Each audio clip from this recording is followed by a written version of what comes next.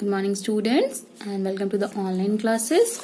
The first chapter of your SST geography is the solar system. Okay, so in previous class we have discussed about galaxies, stars, constellations. Now today's topic is the solar system. The solar system consists of the sun, planets including our earth which revolve around the sun in fixed paths called orbits, other celestial bodies like asteroids, moons, dwarf planets, meteoroids, comets, etc. are a part of the solar system. The sun is the center of the solar system and its gravitational pull keeps all the planet and other bodies in their orbit. देखिए, अब जो इस chapter का सबसे important term है वो है आपका द सोलर सिस्टम, और आपका चैप्टर का नाम भी है द सोलर सिस्टम. ठीक है, तो सोलर सिस्टम अपने अंदर सन को, 8 प्लैनेट्स को, जिसमें हमारा अर्थ भी है. मैंने आपको फर्स्ट डे ही बताया था कि हमारा अर्थ भी एक प्लैनेट है, ग्रह है. ठीक है, और ये जो जितने भी प्लैनेट्स हैं वो क्या करते हैं, सन के अराउंड इस तरह से गोल गोल चक्कर काटते हैं, रिवॉल्व करते हैं. और सारे प्लैनेट्स का अपना एक पाथ होता है, रास्ता होता है. ठीक है, और उस पाथ को हम ऑर्बिट कहते हैं. ठीक है, और जितने भी सेलेस्टियल बॉडीज होते हैं, जो मैंने आपको ऑलरेडी सेलेस्टियल बॉडीज के बारे में बताया था, जिसमें asteroids, moon, dwarf planets, meteoroids, comets, ये सारे किसका पार्ट है, सोलर सिस्टम का पार्ट है. अब सोलर सिस्टम का जो सेंटर है वो है आपका सन, और सन के बारे में मैंने ऑलरेडी बताया है कि वो बिगेस्ट स्टार है हमारे सोलर सिस्टम का. ठीक है, और हम आम भाषा में, चालू लैंग्वेज में अगर कहें तो हम सन को हेड ऑफ द फैमिली, यानी सोलर सिस्टम एक फैमिली है और उसका जो हेड है वो सन है, ये भी कह सकते हैं. और सन के पास अपना एक नेचुरल फोर्स है जिसको हम ग्रेविटेशनल पुल कहते हैं, और जिस फोर्स की वजह से ये सन जो है जितने भी इर्द गिर्द उसके सारे प्लैनेट्स है उसको वो होल्ड करके अपने ऑर्बिट में रखता है. तो अब हम वन बाय वन डिटेल में जानेंगे कि सन क्या है, प्लैनेट्स क्या है, कितने प्लैनेट्स है हमारे सोलर सिस्टम में, और हम सारे प्लैनेट्स के बारे में डिटेल में वन बाय वन करके पढ़ेंगे. तो let's start with the sun. The sun made up of intensely hot gases. The sun is the largest member of the solar system. It provides heat and light to all the planets. Without the sun, life on Earth would not exist and our planet would be completely barren and frozen.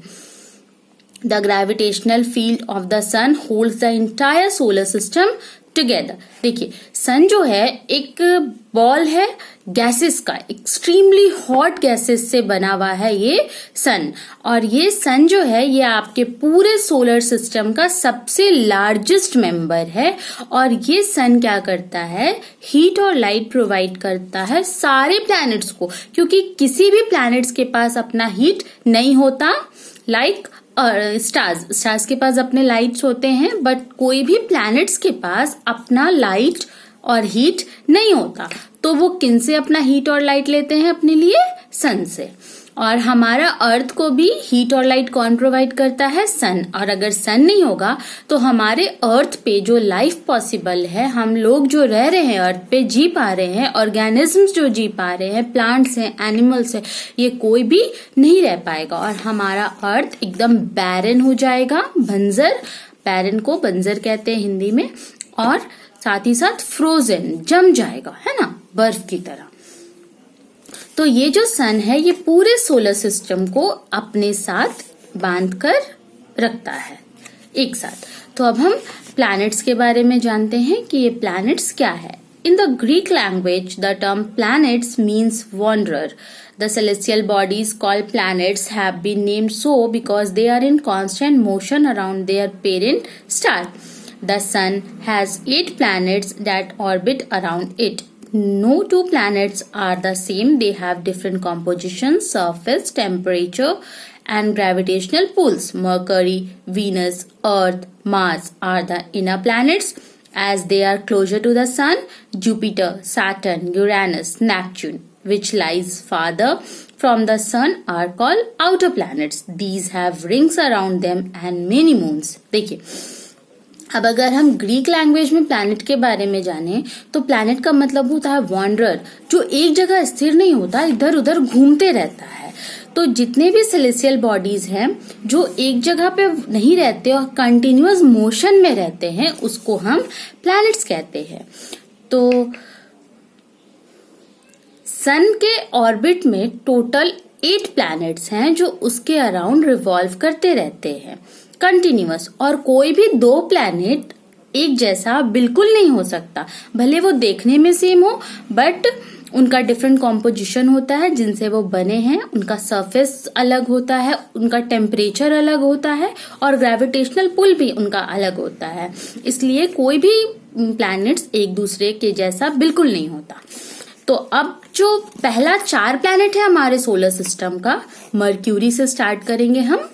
Distance from the सन, हम सन से distance देखते हुए planets के और आगे बढ़ेंगे। तो जो सबसे क्लोजेस्ट है सन के, वो सबसे पहले है मर्क्यूरी, फिर है आपका वीनस, फिर है अर्थ और फिर है मार्स। तो ये जो चारों प्लैनेट्स हैं इनको हम इनर प्लैनेट कहते हैं। क्यों? Because they are closest to sun, ये सारे सन के बहुत क्लोज हैं। लेकिन बाकी जो 4 प्लैनेट्स हैं, Jupiter, Saturn, Uranus and Neptune, ये प्लैनेट्स सन से काफी दूरी में हैं, इसलिए हम इनको आउटर प्लैनेट भी कहते हैं। और यूरेनस, सैटर्न, नेपच्यून, ये सारे जुपिटर, ये चारों के आगे पे रिंग्स हैं, इस तरह से राउंड राउंड रिंग्स लगे हैं। तो और इन सारे प्लैनेट्स के काफी सारे मून होते हैं। क्लियर? ठीक। While the sun has its own light, like other stars, the planets reflect the light of the sun. However, like other stars, the sun emits its own heat too, and planets receive this heat from it. देखिए, अब क्या है कि सन का अपना heat और light है, तो अब जिस तरह से स्टार्स लाइट को इमिट करता है, उसी तरह से सन भी हीट और लाइट दोनों को इमिट करता है। और जितने भी प्लैनेट्स हैं वो इस हीट और लाइट को रिसीव करते हैं और अपने टेम्परेचर को गर्म रख पाते हैं। Clear? The orbit in which the planets move around the sun are shaped like flattened circles. The path that they are moved in are elliptical, so they are also known as ellipses. Besides revolving around the sun, each planet also rotates on its axis. Some planets have their own moons or smaller celestial bodies orbiting around them. अब क्या है कि ये सारे planets अपने orbit पे घूमते हैं, और इनका जो ऑर्बिट होता है वो आपका ऐसे पूरा गोल सरफेस नहीं होता है, ऊपर और नीचे से थोड़ा सा फ्लैट होता है। तो जब इस तरह से शेप बनता है तो उसको हम कहते हैं एलिप्टिकल मूवमेंट। क्लियर? और सन के रिवॉल्व करने के अलावा प्लैनेट्स अपने एक्सिस पे भी रोटेट करते हैं। क्लियर? ठीक है। और कुछ प्लैनेट्स के पास उनका मून्स होता है और कुछ के पास दूसरे छोटे सेलेस्टियल बॉडीज होते हैं जो उनके ऑर्बिट में घूमते रहते हैं।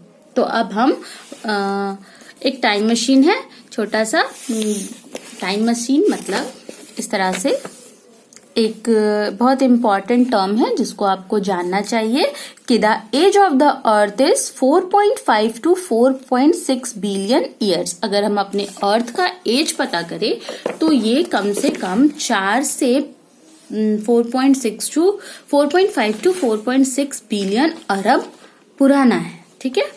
अब हम 1 by 1 एक एक प्लैनेट को डिस्कस करते हैं। तो ये हम फर्दर नेक्स्ट क्लास के लिए छोड़ते हैं, आज हम यहीं तक छोड़ते हैं। क्लियर? तो नेक्स्ट क्लास में हम सारे पूरे 8 के 8 प्लैनेट के बारे में हम डिटेल में जानेंगे। क्लियर? ठीक है। Now students, bye bye and take care.